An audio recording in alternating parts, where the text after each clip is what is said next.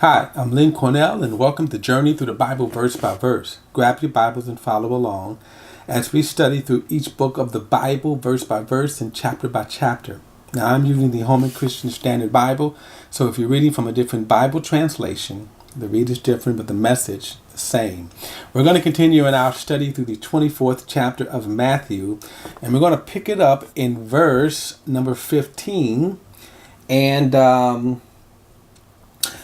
again, to recap, because we're still studying the first answer to the first question that Jesus was asked.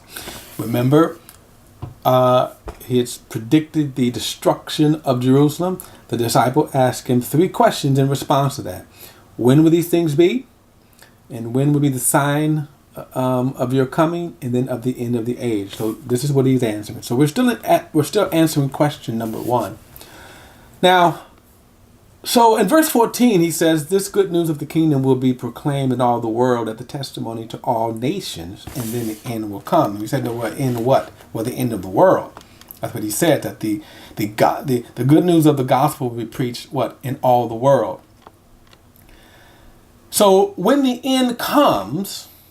Okay, so when the end comes, the end of the age, in other words, that the day of grace, okay, the day of grace, when that has been satisfied to God, then the man's time will end. So now what will happen?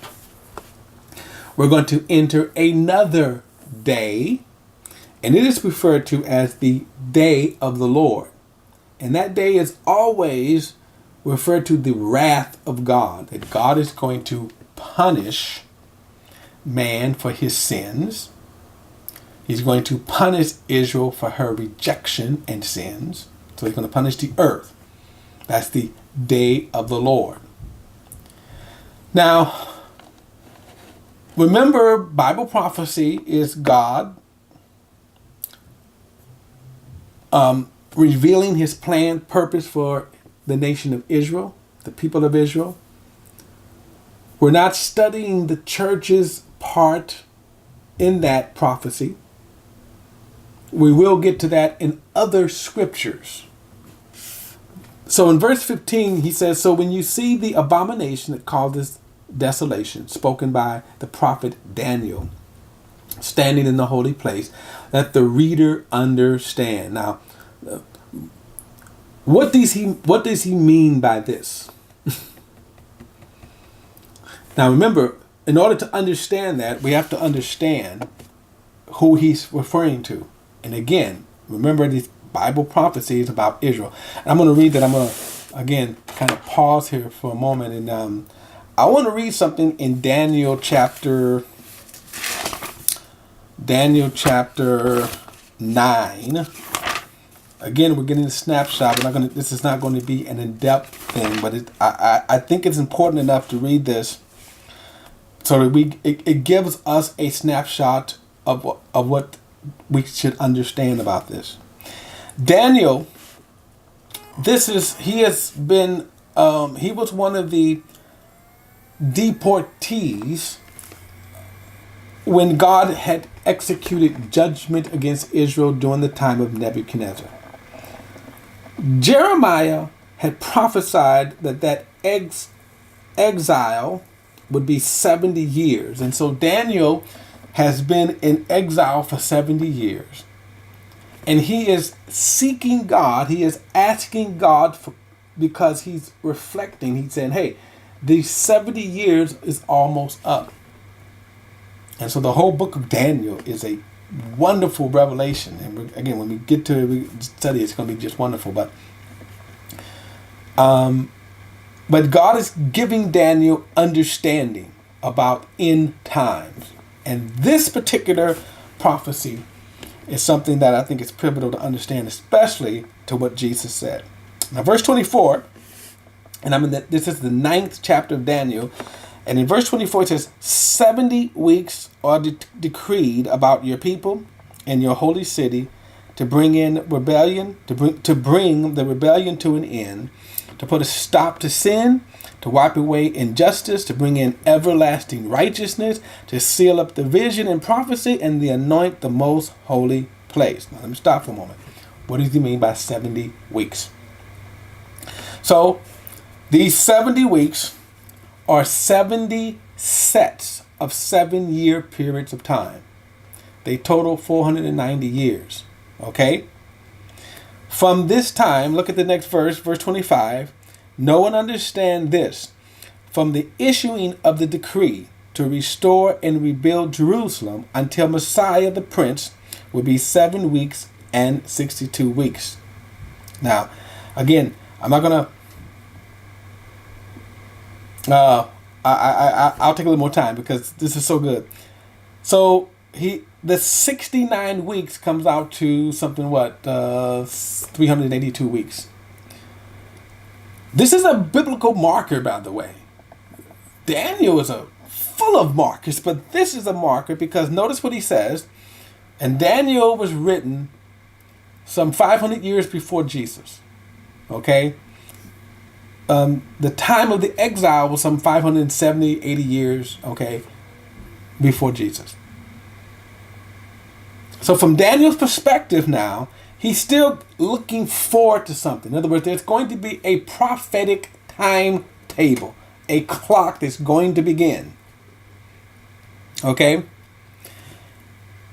And notice he said in verse 25, know and understand that from the issuing of the decree to rebuild Jerusalem unto Messiah, it would be 69 weeks or 382 years. This decree came shortly after Daniel's death with the Mede and Persian king of Cyrus. So that began a prophetic clock. And then 382 years later, that brought us right up to the very moment in which we're studying in the 24th chapter of Matthew. So let's go back. What would happen? Now, look at verse 26. After those 62 weeks, the Messiah will be cut off and will have nothing.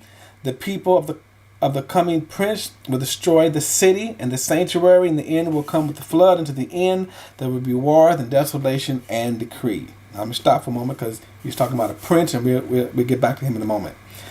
Notice after 62 weeks or 69 weeks, the Messiah would be cut off. Notice that. That's why I said we're right at the very moment in which we're studying in the 24th chapter of Matthew that Jesus is going to be cut off. For what? But not for himself. But go back to verse 24. 70 weeks are decreed about your people, meaning the Jewish people.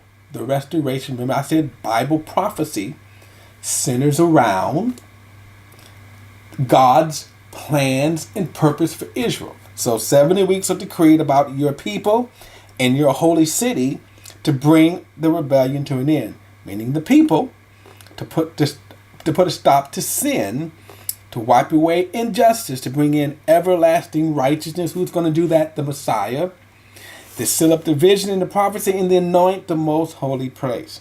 Now, so this is the 70-week time period. But wait a minute, there's still 1 week left. So look at verse 27. He will make a firm covenant with many for 1 week, but in the middle of the week, he will put a stop to sacrifice and offering. Now, this last week, the 70th week, the 70th week of Daniel, is where we are. I'm going to go back to the 24th chapter here. Again, all right.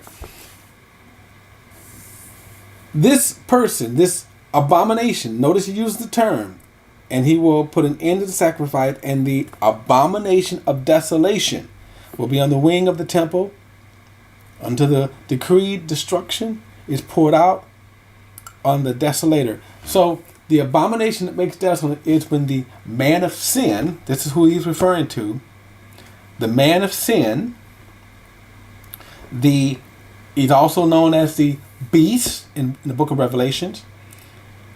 He's misknown or mislabeled as the Antichrist. Okay? So this world ruler.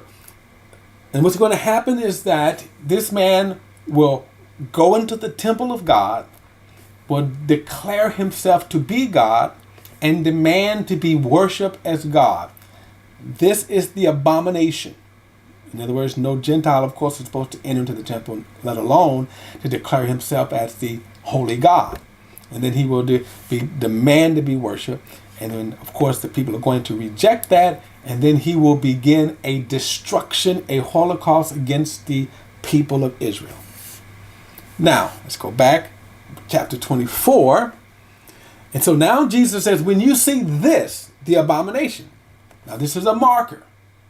We know this hasn't happened because this man of sin hasn't been revealed, and he hasn't done this. When you see this happen, in other words, the abomination that makes desolate, standing in the holy place, the temple of Jerusalem. So Jesus, throw this in, let the reader understand, or Matthew throw this commentary in. Verse 16, then those in Judea must flee to the mountains, and the man on the housetop must not come down to get things out of his house, and the man in the field must not go back to get his clothes. Woe to the pregnant woman and nursing mothers in those days. Pray that your escape may not be in the winter or on the Sabbath.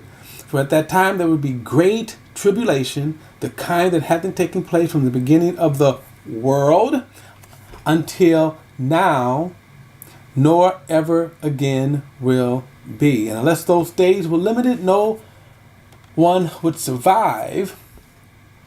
But those days will be limited because of the elect. Now again, this is referring to the Jewish people, what we call the chosen people. So this event would be so drastic, so cataclysmic, that when you see this, the destruction will be swift. You won't have time to pack. He said, if you see this, run, flee to the mountains. That's what he's saying right here. If you see this, flee to the mountains. You won't have time even to come back for your anything. Because if you do, you're going to get killed. You're going to get destroyed. Okay? We know he's again referring to the Jewish people. You can't talk about you can't force the church in there. Why? Because he says here, pray that your escape may not be in the wintertime or on the Sabbath. So that again, this is Jewish prophecy for the Jewish people. And of course, when we read the 70 weeks, it's decreed against your people. And again, the judgment. Now,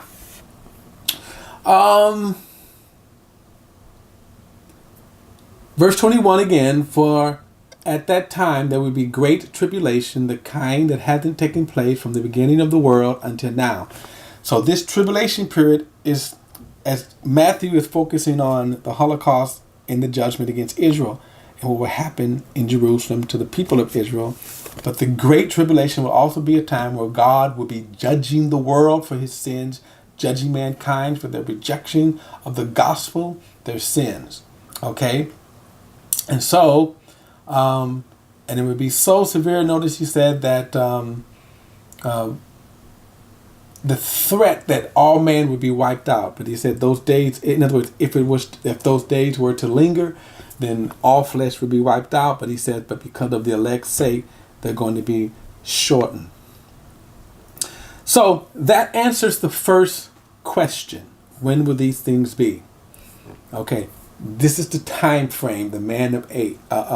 Now, when this period is over, and so in the next video, we're going to answer question number 2. So I'll see you then.